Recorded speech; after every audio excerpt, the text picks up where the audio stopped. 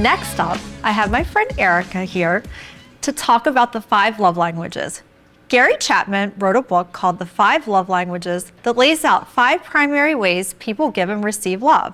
And it's become a touchstone for millions of couples. My love language is quality time. What's yours? Words of affirmation. So let's discuss each love language and what that means. So physical touch could mean just holding your partner's hand, or it doesn't have to mean being intimate, but just something simple like putting your hand on their shoulder or holding their hand. It just could mean, giving them a pat on the back, just kind of being somewhat affectionate in a physical manner. It doesn't have to be the extremes. Something very simple. Words of affirmation, that's easy. Just compliment your partner. Say good morning. I hope you have a great day. You look beautiful today. You look cute today.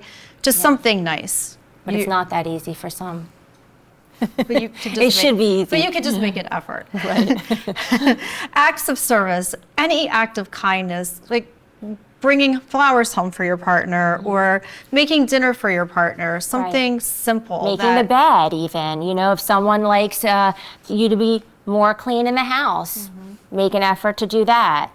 Or something like if your partner has to walk their dog or something easy, like do that for them, or go to the dry cleaner, something simple, do their laundry. Yeah, make their day a little bit easier. Just making it a little bit easier. Quality time, making time for your partner, even if it's just an extra 30 minutes per day. Something, sit with them and watch TV, or something that makes them feel better, like some extra time that you're spending, that you're taking away from something else to make them feel special. Yeah, and do something that they want to do, not always what you want to do. Even go for a walk, something easy. Like all of these are something free and easy that everybody can do. And receiving gifts. These gifts don't have to cost a lot of money. They could just be, like we said, flowers, a card. An album, a photo album. Anything. I mean, from time to time, I go get printed pictures of trips that we've gone on, or any pictures. And that putting I put together in like an a little album. album or scrapbook, Yeah. something easy. It doesn't have to be expensive, but just something to make your partner feel special and let them know that you're thinking of them. So each person needs to figure out like what their love language is and also what your partner's love language is, I think, I would establish that in the beginning of the relationship. How do you feel about that? You could be more than one. So when I just answered you, I am a mixture, but mainly words of affirmation is the most important to me because that's in a communication format. So if I'm not receiving that in a relationship, then I'm immediately going to know that it will affect me, and it is important to discuss that early on. Like in my relationship, he wasn't really so much words of affirmation at the beginning. It was more actions, which actions do speak louder than words. Are we talking about your marriage or the relationship you're in now? My current relationship. It's more, it is more important that actions speak louder than words. However, he gradually became more words of affirmation. And what's his? I would say he's more quality time, but a mixture, like quality time, acts of service, physical touch. So for our viewers, it's important to find out or figure out like what your love language is, what your partner's love language is, and what Erica was saying, that you could have a combination, but it's really important to figure out what you mean. Right. It's like, if you're speaking 2 different languages in life, forget the love languages. If you're speaking 2 different languages, you're not going to understand each other, which could be good because then you'll never fight with each other. If I speak Spanish and you speak English, that could be a good relationship. Yeah, you'll never, you'll never understand. We have no idea what's going on. Right. So it's the same thing with the love languages. Unless you get on the same page and understand one another, you might have bumps in the road that could be fixed if you discuss Or you could be like my ex and I, and we went through marriage counseling, and the counselor, this was back in 2014, she loved this book. So we spent an entire year working on this book and the love languages. I knew what mine was, he knew what he was, and we still couldn't make it work. But that was because he decided that he wasn't really that interested in marriage counseling at that time. So it was really me going to marriage counseling and learning all about the love languages for a year. Right. I mean,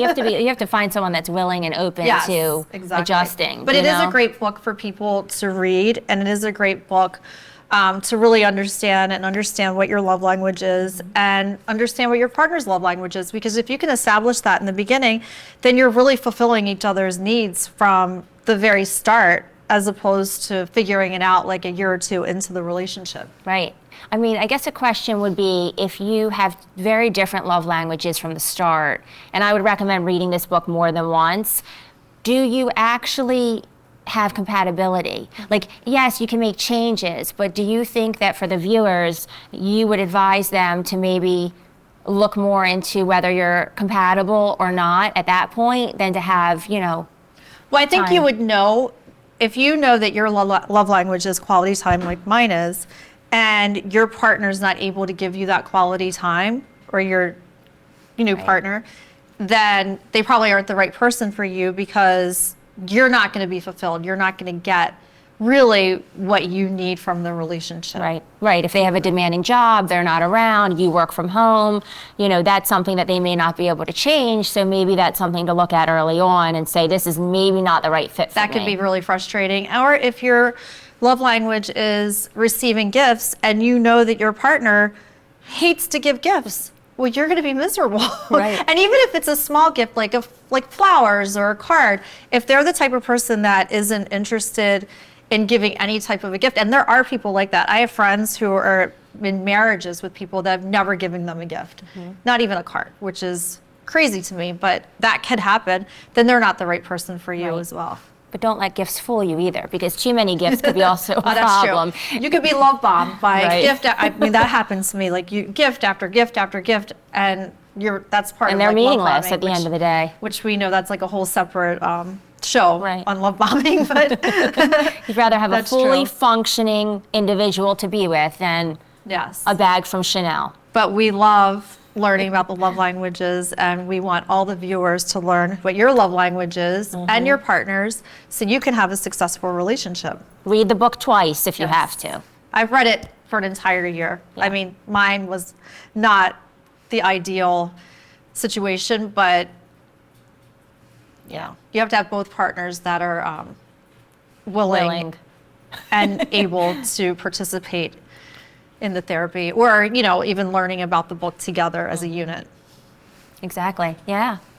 So outside of these love languages, if you have one partner that is extremely opposite end of the spectrum than the other, and they're just two different people, do you feel as though there's any compatibility there, and how does that work in terms of this? Well, I do, but I think that you can be an introvert, your partner can be an extrovert, but if you are feeling fulfilled in the relationship where that person understands what your love language is and they're willing to do those things for you, and your understanding of their love language, it doesn't matter if they're an introvert or you're an extrovert, or if you're on completely opposite ends of the spectrum, you can still be together and have a great relationship. But if you're not being fulfilled, if your love language isn't being acknowledged and you're not feeling fulfilled, chances are the relationship isn't going to work. Right. It's like two alphas, butting heads with each other too. So you have to kind of figure out what works, what doesn't. Is the person open-minded to adjusting and changing a little bit to adapt to you? Or even learning what fulfills you, because they may not know. They may not know that your love language is quality time, and then that's really important to you without the discussion. So it's really goes back to communication, and really communicating how you feel, like what your language is, what fulfills you, as opposed to being, in a relationship where you're feeling unfulfilled, because maybe that person is willing to do those things for you, but they may not even know. So you're actually explaining to them and taking this a step further by saying, no, this is what makes me feel fulfilled and happy and whole and complete. And then you're communicating with them of what makes them feel the same way. And then you guys have a real chance. Yeah, because small things, each of these 5 languages could be very small adjustments. Yes. Words of affirmation, you might say, you look great today. And that could change the whole attitude of your communication with the other person for that, time that you're spending together. Quality time, spend another hour with them, It could just, like you said, it could just be like an hour extra per day. Everybody has an hour a day that they can do something. Yeah. It's all about communication. It's all about making your partner feel important. Could be minor tweaks, just like Erica said, just to make that other person feel great. And you have a real chance of a very successful relationship. Be direct, have self-worth, and be a bad bitch. Party's over.